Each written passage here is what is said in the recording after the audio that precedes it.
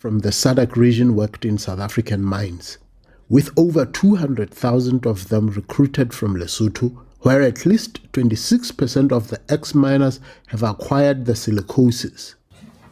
The recent TB summit in Nigeria aims to see the eradication of the disease by 2030.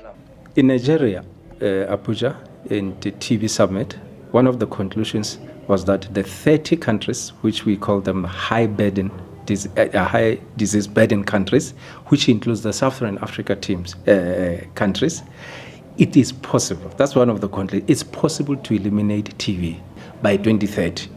One of the things that we discussed was that the region itself needs to coordinate the similar program, the similar diagnostic, the similar treatments, so that you don't treat TB differently in Welkom, in Manzini, in Maputo, in Lusaka, in Maseru. However, despite an unprecedented 5 billion class action settlement against the mining companies, this Lesotho Social Cluster Committee discovers that many deserving TB and silicosis claimants are frustrated by a complex administration process required. Basotho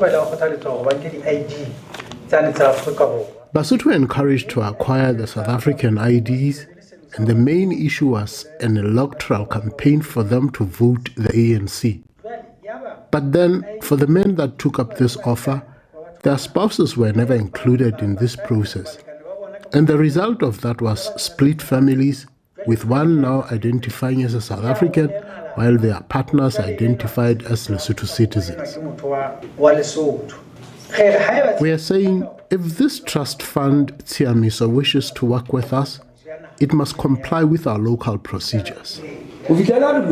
And as we speak, someone with damaged lungs back in the rural areas is oblivious to the fact that they can claim from the insurance pot, which falls under the Department of Health in South Africa, called the Medical Bureau of Occupational Diseases, while equally eligible to claim from Tsiamiso.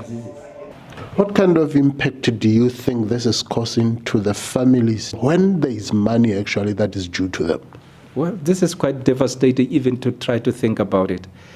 In one area, we were told that the father came sick with TB, died.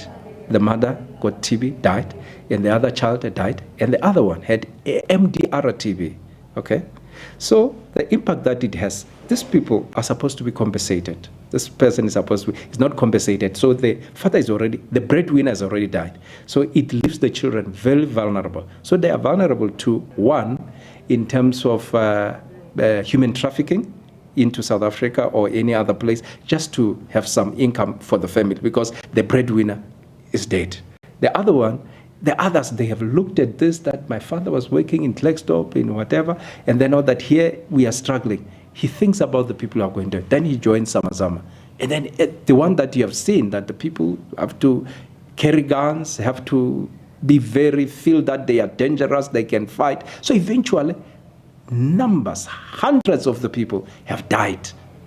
But if you look, if all this compensation could have been brought to the country, and then they are easy, there's an easy access to them by the families, the rightful families, it could have reduced this, because these people, instead of going to the Samazamas, they would be in school or going to a technical school or vocational school. So those things actually are affecting Basotho more than we can ever think, but they also affect our economy in a big way.